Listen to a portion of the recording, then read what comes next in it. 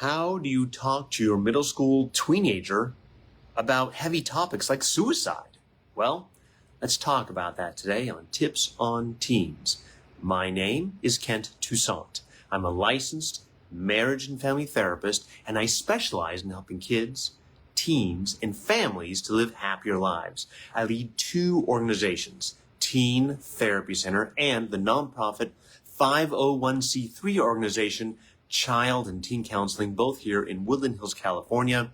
Every Wednesday at noon, I jump on Facebook Live to answer your parenting questions. Let's answer today's. There have been several reported runaways and suicide attempts at our middle school this semester. How should I be talking to my kids about this without freaking them or me out?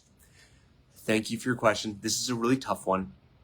I totally understand the discomfort and the fear aligned with all this. How you talk about it, the first thing is make sure that you are feeling grounded and comfortable, or at least able to embrace the discomfort of the conversation. Because if you're scared of it and you're hesitant, your kids are going to pick up on that, and they're going to be just as hesitant, if not more. So it's really important that you're doing your work on yourself, whether that's through journaling, talking to your own therapist, or whatever that is, to make sure you feel that you can talk about this in a direct and respectful manner.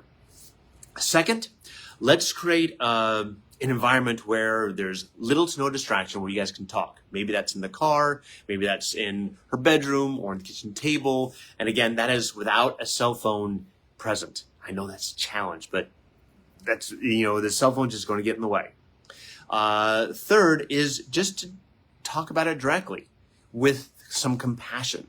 You can say, hey, I know there's been a lot of, suicide attempts at school lately, and I imagine it's got to be kind of tough. I'm curious how you're feeling about it.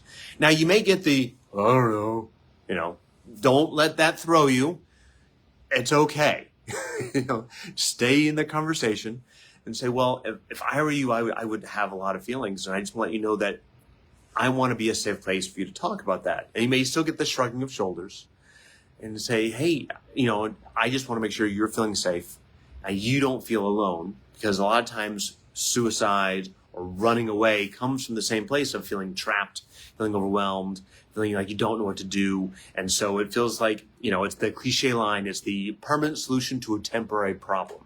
Some kids will relate to that, some kids won't. It just depends.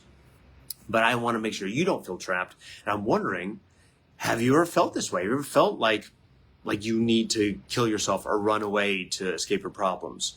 Right now, I know the alarm bells in your head are ringing, going, Kent, I can't say that. I'm going to give them the idea. And you're not. You're not. If they haven't thought about it, they're likely to say, no, and roll the eyes, and you can probably take them at their word. If you ask the question, hey, have you thought about suicide before or running away? And you get the long pause, or you just get the, there may be something more there.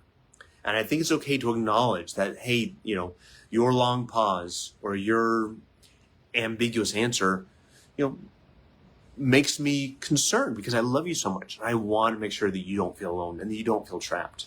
And if you can't talk to me, I want to make sure you have someone to talk to, whether that's your cousin, whether that's a therapist, whether that's your rabbi, whoever that is, someone who can be a support for your teenager or teenager. And if you need to find that person, I encourage you to find that person.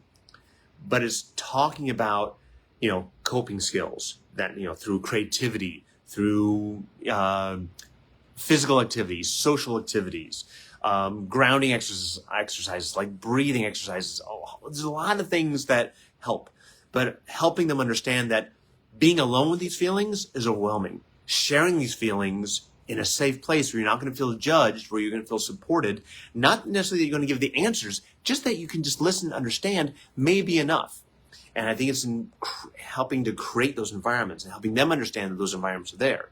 Also providing the 988, the National Suicide Hotline. So if they have, at 3 a.m, they can't sleep and they don't want to wake you up, but they're willing to call 988, that's an option too. It's a big topic. Again, running away and suicide, painting with a broad brush here, often come from the same place of feeling overwhelmed, feeling like these problems are beyond one's capacity to handle and it'll never end. As adults, we know, most of us, that problems come and go, and no matter how big the problem is, eventually passes. And it depends the problem is not what defines us, how we respond to the problem.